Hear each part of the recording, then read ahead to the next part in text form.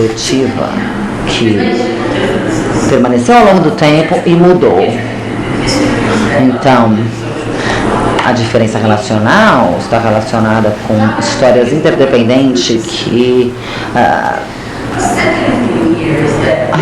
influenciam a desigualdade social.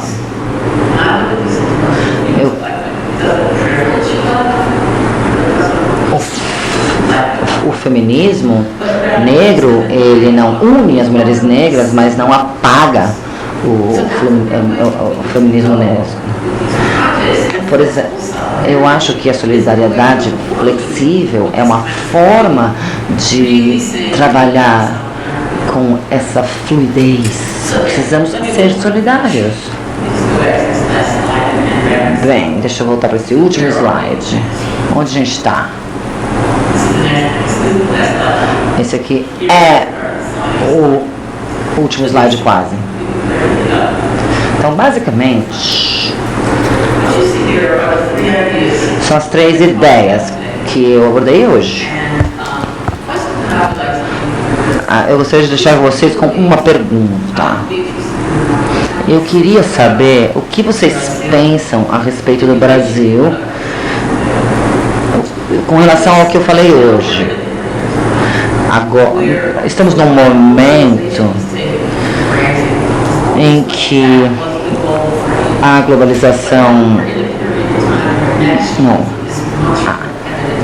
a gente está num momento em que o nacionalismo está muito mais evidente. Os estados-nação estão formatando os grupos.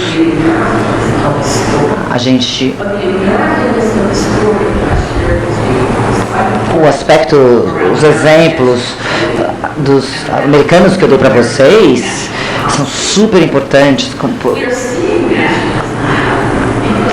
a respeito, porque mostram o nacionalismo americano.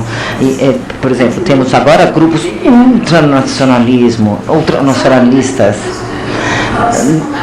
Então, eu queria saber se há similaridades entre o que está acontecendo no Brasil e nos Estados Unidos com relação à trajetória do feminismo negro.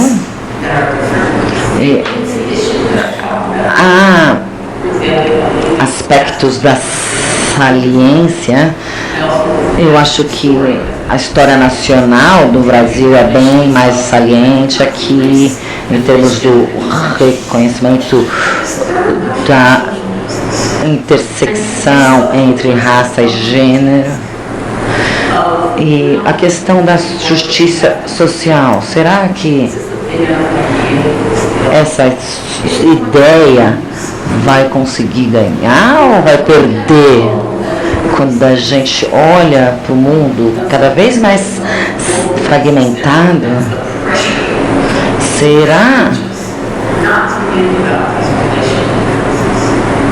o mundo fica nos estimulando a pensar individualmente em países, o meu país é melhor que o seu, em vez de pensarmos em conexões, o que está acontecendo aqui é parecido com o que está acontecendo aí. Eu acho que essas são perguntas antigas que nos confrontam hoje de formas diferentes. E eu não tenho respostas para isso atualmente. E eu acho que as respostas podem ser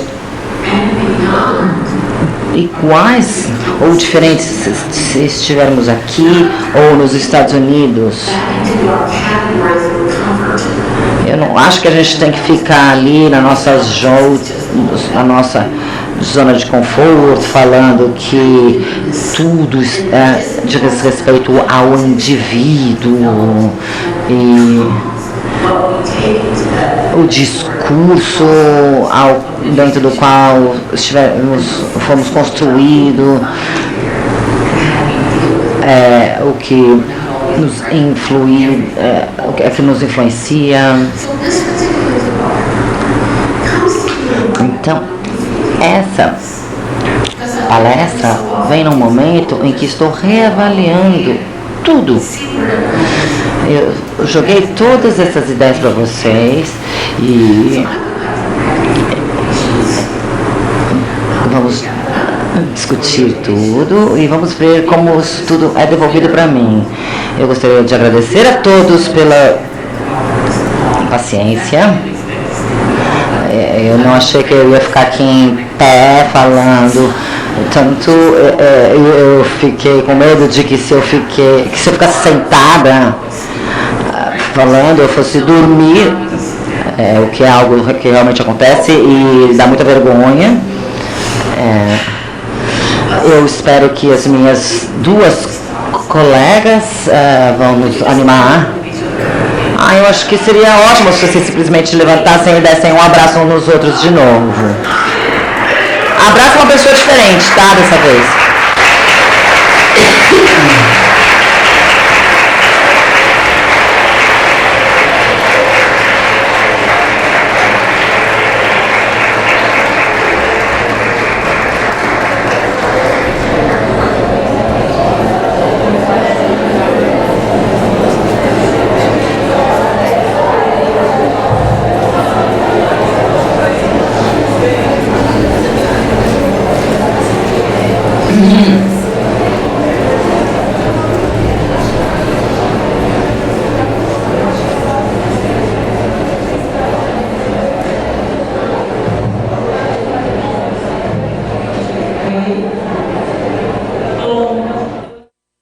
Agradecer imensamente a professora Patrícia Hill Collins pela presença, por ter aceitado o nosso convite, por nos brindar, né, com essa exposição.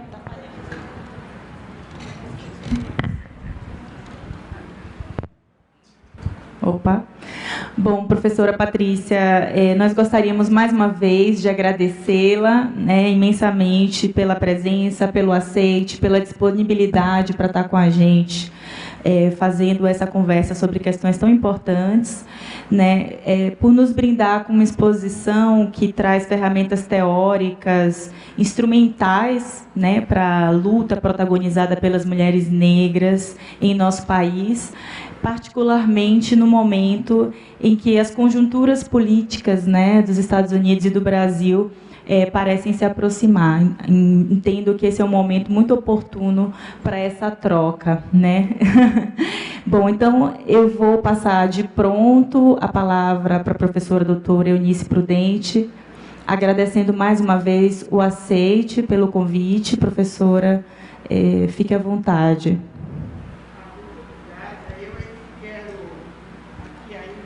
Fio. Professora, pode usar esse aqui? Que não tem fio, a senhora vai ficar... Emocionada, quero agradecer, então, a oportunidade de conhecer pessoalmente a doutora Collins, porque o seu pensamento é muito importante, já conhecido aqui no nosso mundo universitário, ou, né, principalmente entre as feministas, e eu tive a felicidade de conhecê-la, então, pessoalmente. Então, eu quero agradecer aí também a professora doutora Isis Conceição, né, que, pela aproximação aqui na organização do evento, a doutora Isadora e todos que colaboraram para, né, este evento.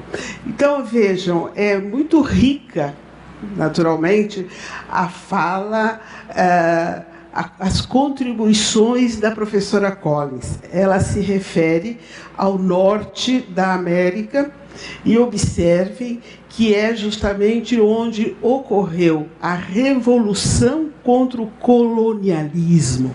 O racismo que 11% ou, não é, os negros norte-americanos enfrentam é uma situação diferente dos 51% da população brasileira ou desta América Latina que não conheceu a revolução de ideias. Aquela revolução de ideias, a Revolução Protestante, que firmou o direito de liberdade de expressão, não chegou aqui. Também não conhecemos as revoluções liberais que eles promoveram, a segunda, e conhecem lá no norte da América. Nós também não conhecemos. O que temos aqui ainda é formas de um poder. Opa! Sim. Formas de... São ainda expressões do poder do catolicismo lá dos séculos, dos tribunais de Inquisição ainda. Nós precisamos, né, revolucionar a forma do pensamento para podermos enfrentar uma parede. Esta parede é esse patriarcalismo que é masculino, branco, endinheirado, heterossexual, como se apresenta. Então, nós temos aqui, professora Collins, professora Isis, aí, prezados amigos da Defensoria, uma parede a ser enfrentada. Também usamos muito o termo escravo. Acho que o mais correto é escravizados, porque essa escravização quase adentrou ao século XX, no histórico aí que todos conhecemos, e observem que esta escravização submeteu todos os negros, todos os africanos, todos nós, afrodescendentes brasileiros, descendemos desses escravizados. Por que escravizados? Primeiro, pela própria natureza humana. Ninguém aceita ser submetido. Há sempre uma reação. São práticas, como muito bem explicou aqui a professora Collins, são práticas violentas. Então, não são escravos, escravizados. Então, também há essa realidade que deve ser ponderada no momento de nós analisarmos a interseccionalidade entre as questões de gênero, as questões de etnia, e como enfrentar a discriminação, né, racial aqui entre nós. Eu estou pulando aqui, saltando aqui alguns quadros devido ao fator tempo também. Então, a percepção de diferenças, que é algo muito natural e que, sobretudo, as escolas de direito deveriam, né, questionar, pesquisar, estudar. Só recentemente, já sob a égide desta Constituição, que é inclusiva, a atual de 1988, assistimos, observamos, né, o interesse no curso de Direito. As diferenças, né, porque não há pessoas idênticas, somos iguais para direitos e obrigações, mas temos diferenças biológicas, sexuais, étnicas, culturais, que exigem respeitabilidade e aceitação. Então, ainda estamos construindo essa sociedade livre, solidária, como está na Constituição. Por outro lado, temos a questão da desigualdade racial, com a professora Collins, com um número significativo de famílias, e, na sua grande maioria, negras, no estado de miserabilidade, em uma república que é rica, mas profundamente injusta na concentração de rendas, né? Essa é uma das nossas situações para podermos analisar também a questão, né, de gênero e etnia. Também lembraria os senhores que o governo brasileiro, infelizmente, recusa-se, não aceita que se desenvolva entre nós uma política pública de gênero. Pois é, a homens, a mulheres, a pessoas trans, é uma situação. A questão da orientação sexual, uma outra situação. Essa questão não está devidamente clara entre nós e abertamente analisada, aceita e necessita, sim, de uma política pública de gênero que o governo, né, está aí se recusando. Bom, todos estão acompanhando esse momento grave, como já foi aqui delineado. Então, também faz falta para as nossas discussões a política pública de gênero, e quem dispõe de política pública é o executivo, né, o poder público.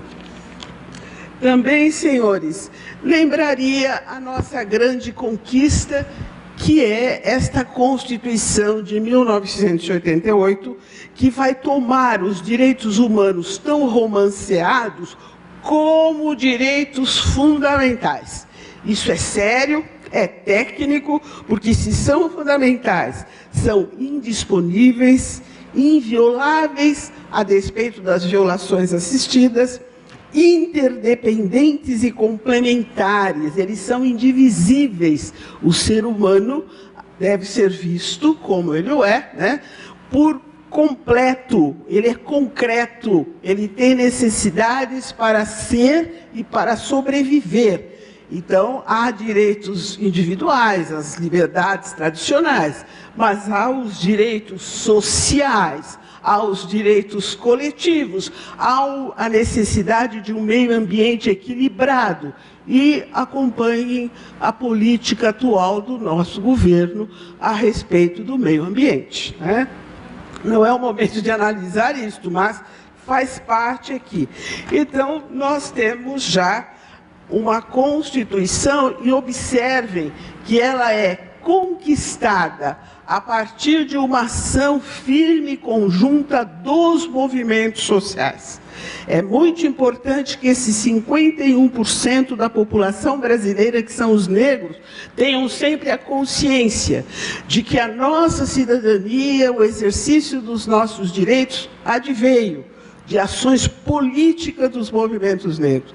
Não foi do pensamento, não foi das academias. Foi luta mesmo, né?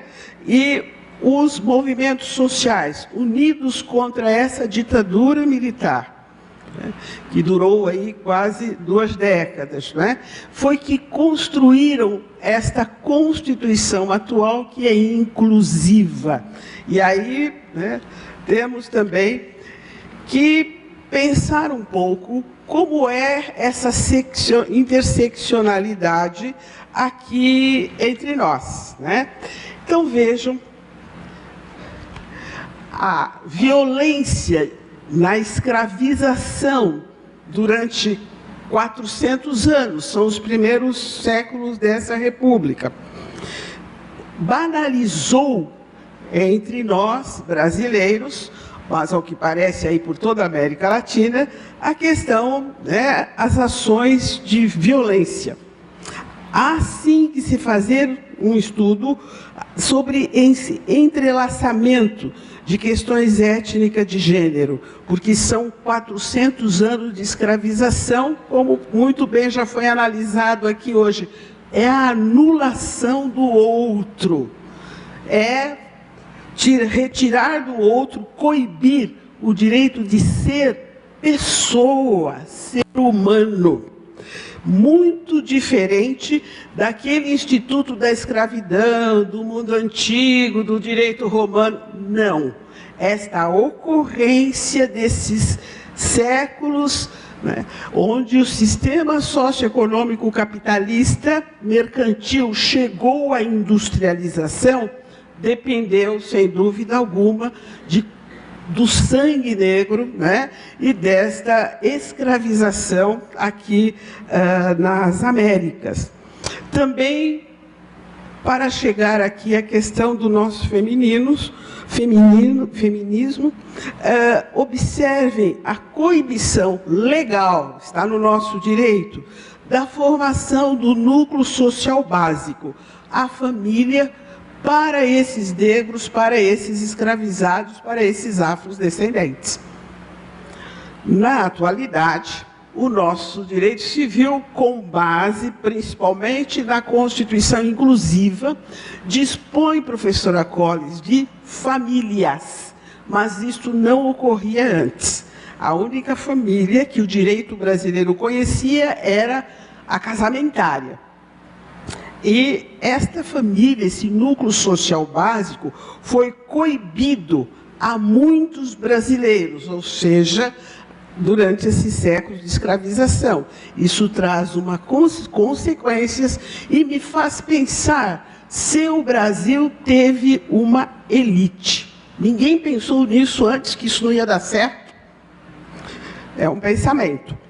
E depois, observando também a escravizada, a mulher negra, né? Ela também era um objeto sexual dos seus senhores, né? É aí já também muito conhecida, já analisada esta situação, mas nós temos aqui no Brasil uma outra questão muito grave, que foi a utilização das escravizadas no meretrício pelas famílias proprietárias. Não era ação do crime organizado, era algo também banalizado e considerado natural nas grandes cidades brasileiras, né? Então, nós temos aí o nosso primeiro Código Criminal brasileiro em 1830, século XIX. Mas ele não criminaliza o lenocínio, ele não criminaliza o rufianismo. Por quê? Porque esta era uma prática das famílias, com aspas, proprietárias das escravizadas. Isso traz também consequências. Uma outra questão gravíssima nessa escravização era como eram tratadas as crianças, né? Então, as crianças escravizadas eram brinquedo das crianças das famílias proprietárias. E todos nós que somos pais, mães, sabemos como as crianças tratam os seus brinquedos. E quando a gente diz para o pediatra, mas chegou o brinquedo novo, lindo, desejado, ele decompõe, né? Destrói. Não, diz o pediatra, né?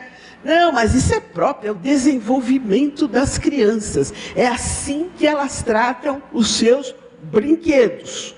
Ora, quem tratou durante séculos um outro ser humano como brinquedo, com que caráter ficou? A banalização da violência nesse Brasil grande nos vitima, com certeza, não é? Porque a comunidade negra brasileira ficou prejudicada, mas o caráter de quem tratou o outro como brinquedo também ficou prejudicado.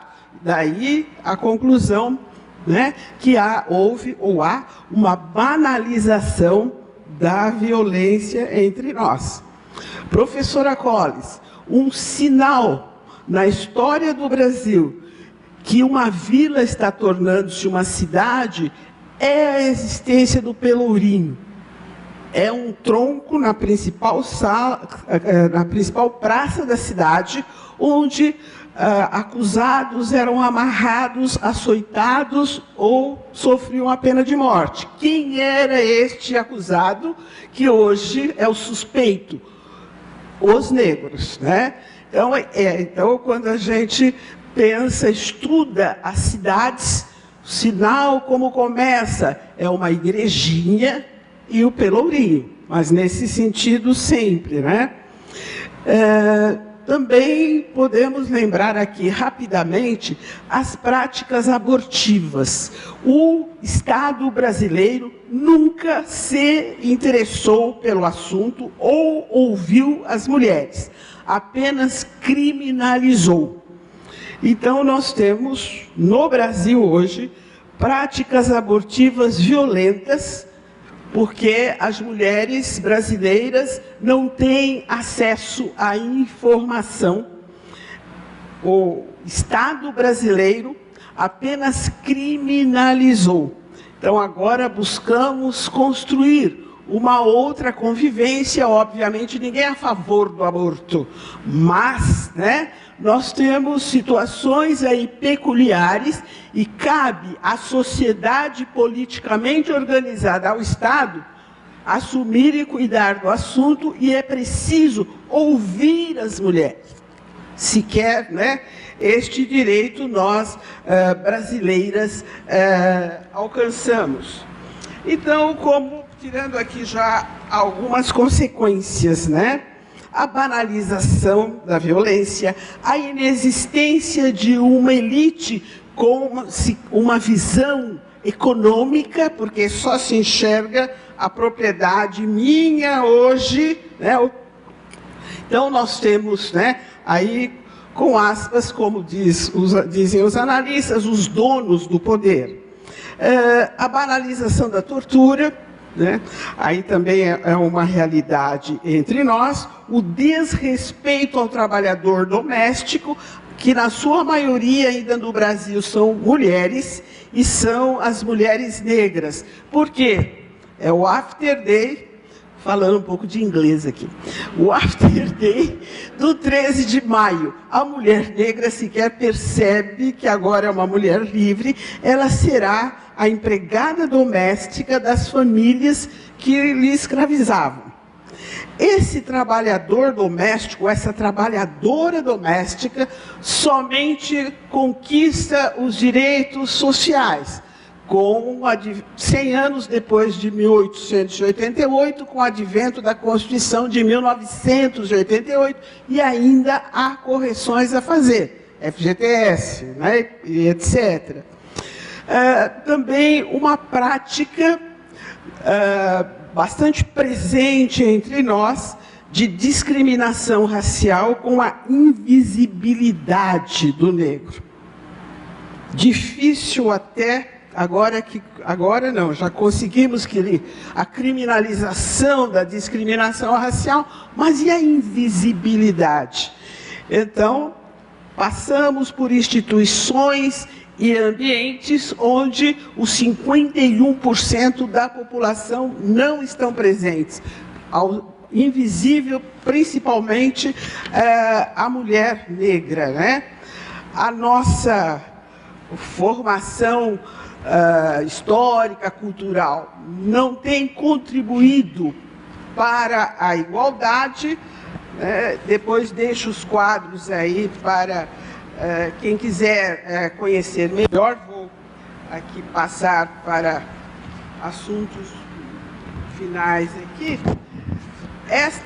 Sob a égide dessa Constituição de 1988, com protagonismos singulares, como foi o caso da doutora Maria da Penha, né, que sendo ofendida, violentada pelo próprio marido, né, que tentou matá-la 2 vezes, ela consegue, através da Corte Interamericana de Direitos Humanos, que finalmente o judiciário brasileiro analise o seu processo. O marido foi preso, mas entre as recomendações que aquela corte mandou ao governo brasileiro, veio a recomendação de que, pelo número grave, gritante, de mulheres violentadas no âmbito da sua própria família e no âmbito doméstico, se criasse legislação própria específica. E aí nós temos, então, a chamada Lei Maria da Penha. Então, há conquistas, nós temos luzes aí no horizonte, mas é verdade que ainda não conseguimos, né, o avanço à sociedade livre, justa e solidária, como está aí na nossa Constituição, mas temos também o aperfeiçoamento na Lei de Diretrizes e Base da Educação, com a Lei 10.639, que determina, o estudo, o conhecimento da Mãe África. Vejam aí, acabamos de visitar o Museu Afro-Brasil. Imagine a importância de uma instituição como esta para a implementação da Lei de Diretrizes e Bases da Educação, que foi aperfeiçoada quando se introduz, onde se determina que as escolas estudem história da África, cultura afro-brasileira, e observe minha cara, professora Collins, numa sociedade que 51% é negra, não é? Então, ainda estamos nessa luta. Mas quero também, falando aqui dos direitos da mulher, lembrar aos senhores o Estatuto da Igualdade Racial. O Estatuto da Igualdade Racial que